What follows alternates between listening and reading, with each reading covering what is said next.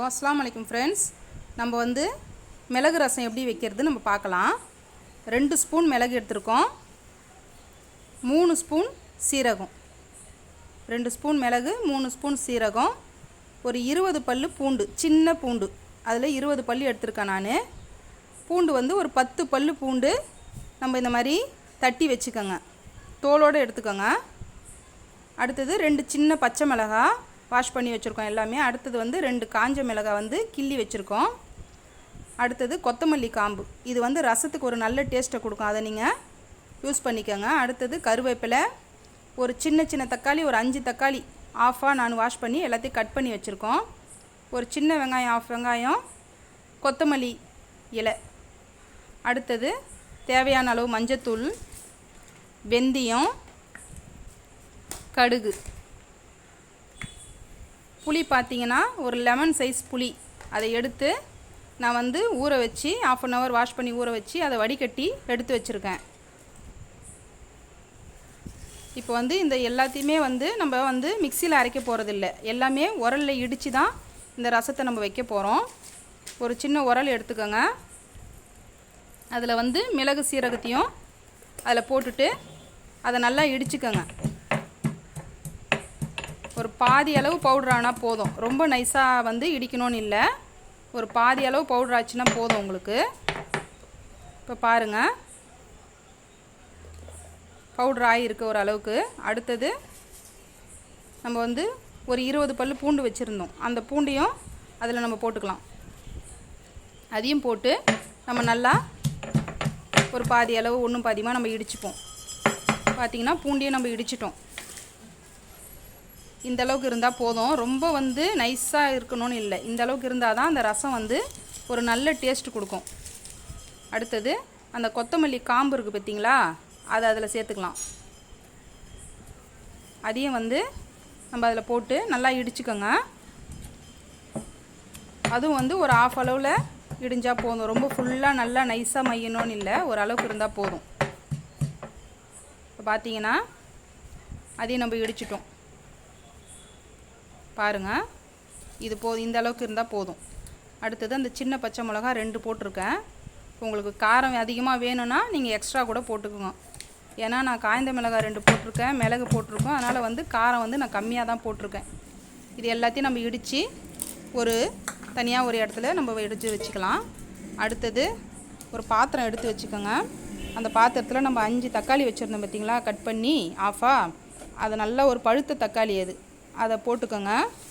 ரசத்துக்கு இந்த மாதிரி பழுத்த தக்காளி சேர்த்து செஞ்சிங்கன்னா அது நல்ல ஒரு டேஸ்ட்டை கொடுக்கும்.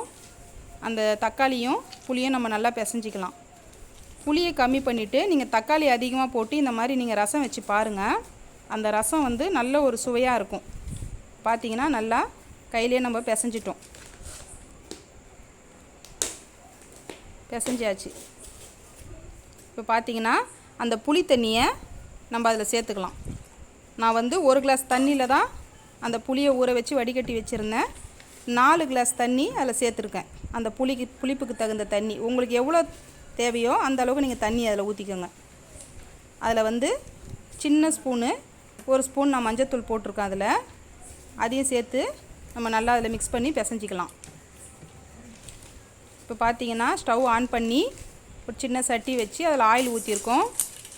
ஆயிலில் வந்து சூடானதும் கடுகு, வெந்தயம், அதில் கடுகு வெந்தயம் போட்டு நல்லா பொரிஞ்சதும் பூண்டை போட்டுக்கோங்க. நசுக்கி வச்சுருந்தேன் பார்த்திங்களா, ஒரு 10 பல்லு பூண்டு, அந்த 10 பல்லு பூண்டு சின்ன பல் அதை போட்டிருக்கேன்.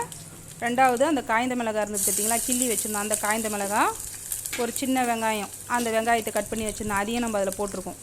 போட்டு நல்லா அந்த பச்சை வாசனை போகிற மாதிரி நல்லா வதக்கிக்கோங்க. ஸ்டவ்வை வந்து சிம்மில் வச்சுக்கோங்க, ஏன்னா வந்து இது கருகிடுச்சுன்னா அந்த ரசத்தோடைய டேஸ்ட்டே அது மாறிடும், அதனால் சிம்மில் வச்சு செய்யுங்க. இப்போ பார்த்திங்கன்னா அதை நல்லா நம்ம வதக்கி விட்டுருக்கோம், அது நல்லா வதங்கட்டும். நான் வந்து உப்பு வந்து புளியிலே நான் போட்டுட்டேன், அதனால் வந்து உங்களுக்கு உப்பு தேவைன்னா இந்த ஸ்டேஜில் கூட நீங்கள் போட்டுக்கோங்க, உங்களுக்கு எவ்வளோ உப்பு தேவையோ. நான் புளியில் போட்டு ஊற வச்சுட்டேன், அதனால் நான் உப்பு போடலை. இப்போ பார்த்திங்கன்னா கருவேப்பிலையை போட்டிருக்கேன், கருவேப்பிலையும் போட்டு நம்ம நல்லா வதக்கிட்டோம். இப்போ பார்த்திங்கன்னா எல்லாம் வதங்கிடுச்சு. இப்போ பார்த்திங்கன்னா நம்ம இடித்து வச்சுருந்தோம் பார்த்திங்களா, மிளகு, சீரகம், பூண்டு, பச்சை மிளகாய், கொத்தமல்லி காம்பு, இது எல்லாத்தையும் இதிலே நம்ம சேர்த்துக்கலாம். ஸ்டவ் வந்து ரொம்ப சிம்மில் இருக்கணுங்க. ஸ்டவ்வை ஸ்பீடாக வச்சிங்கன்னா இது எல்லாமே அடி பிடிக்கும். அதனால் வந்து ஸ்டவ்வில் சிம்மில் வச்சு இதை நல்லா நீங்கள் வதக்கிக்குங்க. அந்த பச்சை வாசம் போகணும், அந்த அளவுக்கு வதக்கிக்குங்க போதும். இப்போ பார்த்திங்கன்னா நல்லா வதங்கிடுச்சு, அடி பிடிக்கல. இந்த ஸ்டேஜில் நீங்கள் அந்த நம்ம கரைச்சி வச்சுருந்தோம் பார்த்திங்களா, புளி, தக்காளி, கொத்தமல்லி எல்லாம் உப்பு போட்டு அதை நம்ம அதில் ஊற்றிக்கலாம். 5 கிளாஸ் தண்ணி நான் மொத்தம் சேர்த்துருக்கேன் இந்த ரசத்துக்கு. உங்களுடைய புளி எந்த அளவுக்கு புளிப்பாக இருக்குதோ அதுக்கு தகுந்த மாதிரி நீங்கள் தண்ணி கூட்டவோ குறைக்கவோ செய்யுங்க. இப்போ நல்லா நம்ம கரண்டியால் கிளறிக்கங்க. கிளறி சிம்மில் வச்சுக்கோங்க. ஸ்டவ் சிம்மில் தான் இருக்கணும், ஸ்பீடாக வைக்காதீங்க. ரசத்துக்கு கொதிச்சிச்சின்னா அதோடைய டேஸ்ட் மாறிடும். பார்த்திங்கன்னா நல்லா நுர கூடி வந்துடுச்சு. இப்போது நம்ம இந்த ரசத்தை இறக்கிட்டோம். பார்த்திங்கன்னா அருமையான முறையில் மிளகு ரசம் ரெடி. இந்த வீடியோ உங்களுக்கு பிடிச்சிருந்தா லைக் பண்ணுங்கள், ஷேர் பண்ணுங்கள், சப்ஸ்கிரைப் பண்ணுங்கள்.